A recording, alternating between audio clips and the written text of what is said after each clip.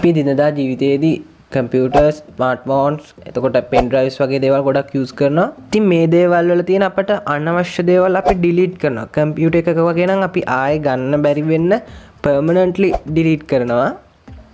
පෙන් drive එකක් වගේ නම් ඒක අපි ෆෝමැට් කරලා දානවා. නමුත් ගොඩක් දෙනා හිතන්නේ මේ විදිහට permanently delete කරත් එහෙම නැත්නම් මේක ෆෝමැට් කරත් ඒ දේවල් ආයෙ නැවත ගන්න බෑ කියලා. මේක සම්පූර්ණයෙන්ම වැරදිම දෙයක්. අපි දෙයක් delete කරාම ඒක නැවත ආයෙ ගන්න පුළුවන්. මේකට restore කිරීම කියලා තමයි කියන්නේ.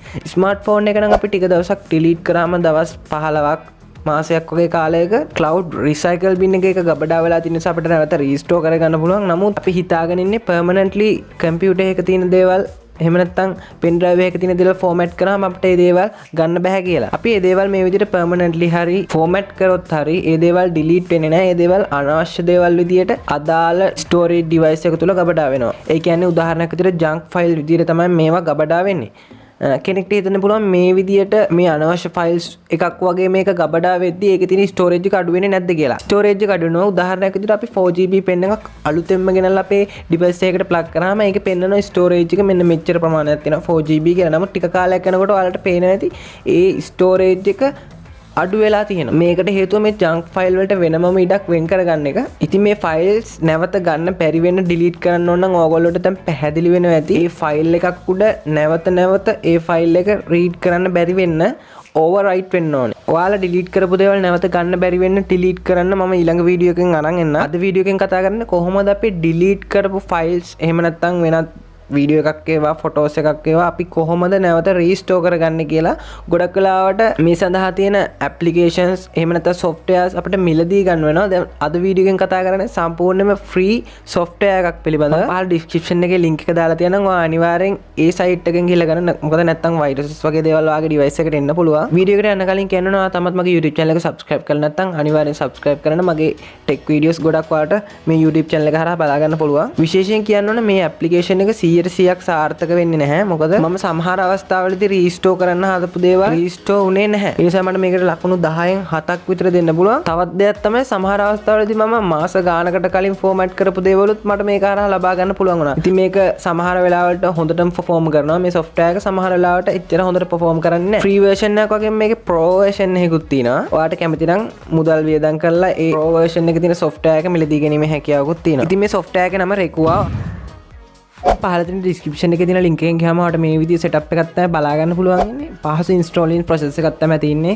අනිත් application වල වගේම තමයි කිසි වෙනසක් නැහැ. මේ විදිහට අපිට application එක install කරගත්තාම මේක මෙන්න මේ විදිහට run වෙනවා. ඔයාලට මෙතන පුළුවන් කැමති file වර්ගය ඔයාලට restore එහෙම නැත්නම් recover කරගන්න පුළුවන් file වර්ගය තෝරගන්න. මෙතන videos, pictures, documents, emails වගේ දේවල් තියෙනවා. ඔයාලට ඔයා ඒ ඔක්කොම ඕන නම් මෙතන උඩම all files තියෙනවා. ඒ විදිහට select කරලා ඔයාලට ඔයාගේ location එක තෝරන්න පුළුවන්. ඔයා device එකක්ද තෝරන්න එහෙම නැත්නම් ඔයාගේ කම්පියුටර් එකේ තියෙන ෆෝල්ඩර් එකක්ද කියලා ඔයාලට සිලෙක්ට් කරගන්න පුළුවන් මෙතනින්. මේ විදිහට සිලෙක්ට් කරගෙන මෙන්න මෙතනින් ඔයාලට පුළුවන් ස්කෑන් කරලා කැමති දේවල් තෝරගන්න. මේ විදිහටත් මේ software එක හරහා ඔයාලට අවශ්‍ය දේවල් recover කරගන්න පුළුවන්. නැත්නම් මම තව ක්‍රමයක් කියන්නම්. මේ විදිහට මේක හරහා ස්කෑන් කරලා අපිට ෆයිල්ස් recover කරගන්න. ඔයාලට පේනවා ඇති මම මෙන්න මේ විදිහට pen drive එක මගේ ෆයිල්ස් කිහිපයක් මම කොපි කරගෙන තියෙනවා. ඔයාලට පේනවා ඇති කිලෝබයිට් 600 ගානක ෆිල්ම් එකක් සහ ඉමේජස් වගේක් තියෙනවා. මම දැන් හදන්නේ මෙන්න මේ ෆෝල්ඩර් එක එහෙම නැත්නම් මේ pen drive එක සම්පූර්ණයෙන්ම ෆෝමැට් කරන්න. මම මේ විදිහට මේ pen drive එක ෆෝමැට් කරගන්නම්. මේක මේ විදිහට ෆෝමැට් කරගත්තට පස්සේ ඔයාට අවශ්‍ය ෆයිල්ස් නැවත recover කරගන්න ඕන නම් ඔයාලා දැන් පේනවා ඇති කිසිම ෆයිල් එකක් මේ pen drive එක තුල නැහැ. ඉතින් නැවත මම pen drive එක eject කරලා ආයෙ plug කරා. ඊට පස්සේ ඔයාලට බලා ගන්න පුළුවන් කිසිම දෙයක් මේකේ නැහැ. ඊට පස්සේ ඔයාලට මෙතන select කරන්න පුළුවන් right click කරලා මෙතන පල්ලෙහා තියෙන scan for deleted files කියලා එතන select කරන්න. මේක හරහා කලින් වගේ වෙනම application එක launch කරන්න අවශ්‍යතාවයක් ලැබෙන්නේ නැහැ. මේ විදිහට අපිට ආවම ඔයාලට මෙතන උඩ බලා ගන්න පුළුවන් ඔයාගේ USB drive එක auto select වෙලා තියෙන location එක. ඒ වගේම මෙතන ඔයාලට පුළුවන් ඔයා select කරන්න මොනවද. හැබැයි මෙතන all files දෙන්න බෑ. ඔයාලට video හරි pictures හරි මොන හරි දේවල් තමයි ඔයාලට recover කරගන්න පුළුවන්. ඉතින් මම මේ විදිහට videos දෙන්න. මෙතන ඔයාලට පුළුවන් scan දෙන්න. scan දුන්නාට පස්සේ ඔයාලට අවශ්‍ය file ටික scan කරගෙන ඒවා restore කරගැනීමේ හැකියාවක් තියෙනවා. මෙතන මේ විදිහට නිකම්ම ස්කෑන් දුන්නාම ඔයාගේ ක්වික් ස්කෑන් එකක් තමයි වෙන්නේ. එතකොට ඔයාට අවශ්‍ය ෆයිල්ස් සමහර වෙලාවට සිලෙක්ට් වෙන්නේ නැති වෙන්න පුළුවන්. ඒ නිසා ඔයාලා ඩීප් ස්කෑන් එනේබල් කරගන්න. එතකොට ඔයාට පුළුවන් මොනටම ෆිල්ම් ෆයිල්ස් සර්ච් කරගන්න. මේ විදිහට මෙතන ඔප්ෂන්ස් හරහා ගියාම ඔයාට බලා ගන්න පුළුවන් ඇක්ෂන් කියලා වෙනමම ටැබ් එකක් අපිට බලා ගන්න පුළුවන්. ඒ ටැබ් එක හරහා මෙතන තියෙනවා ඩීප් ස්කෑන් කියලා. එතන වරහන් දාලා ඔයාට පේන ඇති ඉන්ක්‍රීස් ස්කෑන් ටයිම් කියලා තියෙනවා. ඉතින් ඔයාගේ ස්කෑන් ටයිම් එක ටිකක් වැඩි වෙනවා. නමුත් ඔයාගේ අවශ්‍ය ෆයිල්ස් ඔක්කොම සිලෙක්ට් කරගන්න පුළුවන් වේවි. මේ විදිහට යා ස්කෑන් කරගන්නවා අපේ ඩිලීට් වෙච්ච ෆයිල්ස් මොනවද කියලා. යාට යම් කාලයක් ඒකට ගත වෙනවා. මේ විදිහට අපි ස්කෑන් ප්‍රොසෙස් එක ඉවරුනම ඔයාලට බලා ගන්න පුළුවන් වේවි. ඔයා සර්ච් කරේ වීඩියෝ ෆයිල්ස් නම් වීඩියෝ ෆයිල්ස් ටික, පික්චර්ස් නම් පික්චර්ස් ටිකේ විදිහට ෆයිල් ඩැමේජ් වෙලා නම් ඔයාට රෙඩ් කලර් එකෙන් බලා ගන්න පුළුවන්. ෆයිල්ස් ඩැමේජ් වෙලා නැත්නම් ඔයාට ග්‍රීන් කලර් එකෙන් තමයි බලා ගන්න පුළුවන් වෙන්නේ. මගේ මෙතන වීඩියෝ ෆයිල්ස් ඔක්කොම එකක්වත් ඩැමේජ් වෙලා නැහැ මේ වෙද්දි. විශේෂයෙන් කියන්න ඕන මම පෙන් ඩ්‍රයිව් එක ෆෝමැට් කරද්දී ඔයාලා දැක්ක එක ෆිල්ම් එකයි තිබුණේ. නමුත් ඔයාලට පේනවාද මම කලින් වතාවක ඩිලීට් කරලා එහෙම නැත්නම් ෆෝමැට් කරලා තිබිච්ච වීඩියෝ ෆයිල්ස් මට පෙන්නනවා. ඉතින් මේක තමයි මේකේ තියෙන වැදගත්ම ෆීචර් එක. අපි ගොඩක් කල් තිස්සේ මේක ඩිලීට් කරපු දේවලුත් අපිට රීස්ටෝර් කරගැනීමේ හැකියාව තියෙනවා. මේ විදිහට ඔයාලට පේනවා ඇති උඩ ෆයිල් නේම් කියලා. එතන ටික් එකක් දැම්මම ඔක්කොම ෆයිල් ටික සිලෙක්ට් වෙනවා. ඊට පස්සේ මෙතන රිකවර් කරලා දුන්නාම ඔයාට මෙතන ඔයාට රිකවර් කරගන්න ඕන ලොකේෂන් එක තියෙනවා. මෙතනදී විශේෂයෙන් කියන්න ඕන පෙන් ඩ්‍රයිව් එකක් වගේ නම් ඒ මත පෙන් ඩ්‍රයිව් එකට රිකවර් කරගන්න එපා. මොකද පෙන් ඩ්‍රයිව් එකේ ප්‍රශ්නයක් තිබ්බොත් නැවත ආයේ ඒ ඩේටා ගන්න බැරි වෙන්න පුළුවන්. මට එහෙම දෙයක් වුණා.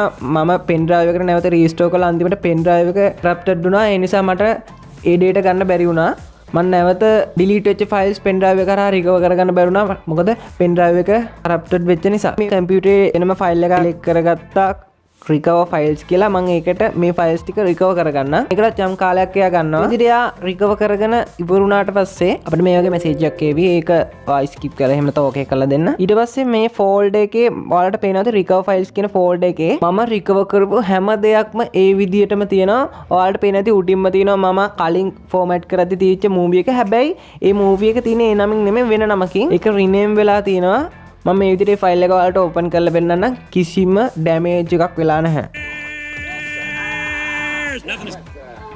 ඉතින් අද වීඩියෝ එකෙන් කතා කරේ කොහොමද අපි ඩිලීට් කරපු ෆයිල්ස් නැවත රීස්ටෝර් කරගන්නේ කියලා. මම ඊළඟ වීඩියෝ එකෙන් අරන් එන්නම් කොහොමද අපි නැවත ගන්න බැරි වෙන්න ෆයිල් ඩිලීට් කරන්න කියලා. නොදන්න අයට දැනගන්න මේ වීඩියෝ එක අනිවාර්යෙන් ෂෙයා කරන්න. ඒ වගේම මගේ YouTube channel එක හොඳයි කියලා හිතනවා අනිවාර්යෙන් subscribe කරන්න. මම බිමල් මාධව.